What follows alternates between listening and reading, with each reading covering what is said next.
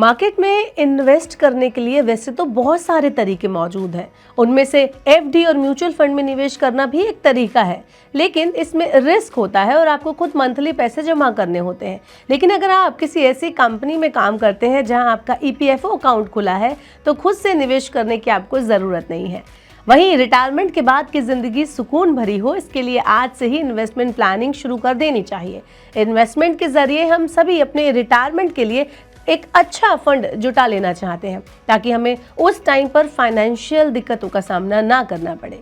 EPF आपके लिए एक बेहतरीन ऑप्शन है। ये ना सिर्फ सुरक्षित है यानी सिक्योर है, बल्कि आपको अच्छा रिटर्न भी देता है, चाहे आपकी सैलरी कितनी भी कम क्यों ना हो। ईपीएफ के जरिए आप भी एक मजबूत रिटायरमेंट फंड तैयार कर सकते हैं।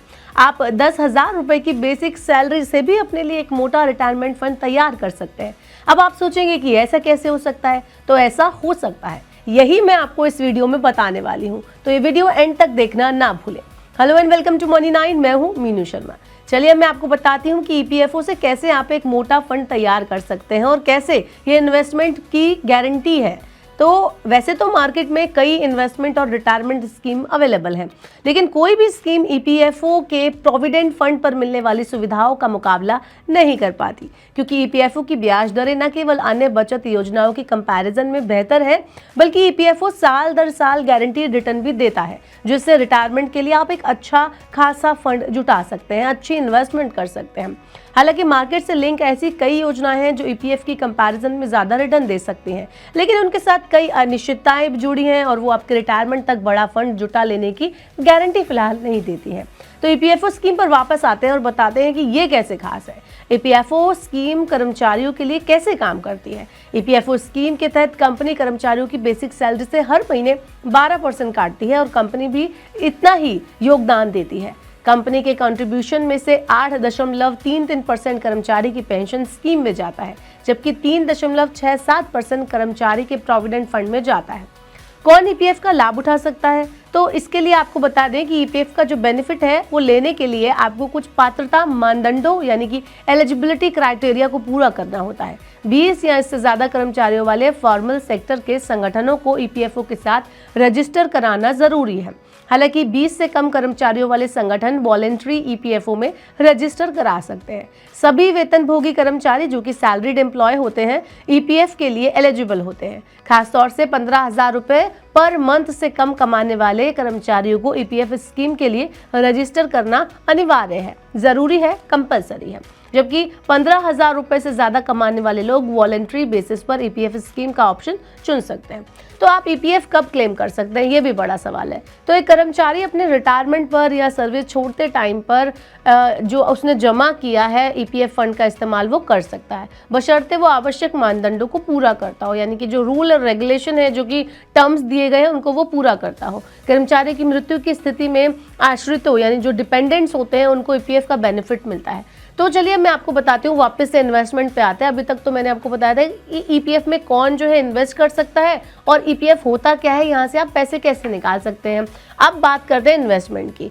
अब बात करते हैं कि 10,000 रुपये की बेसिक सैलरी से 2 करोड़ रुपए तक का रिटायरमेंट फंड करीब करीब आप कैसे बना सकते हैं।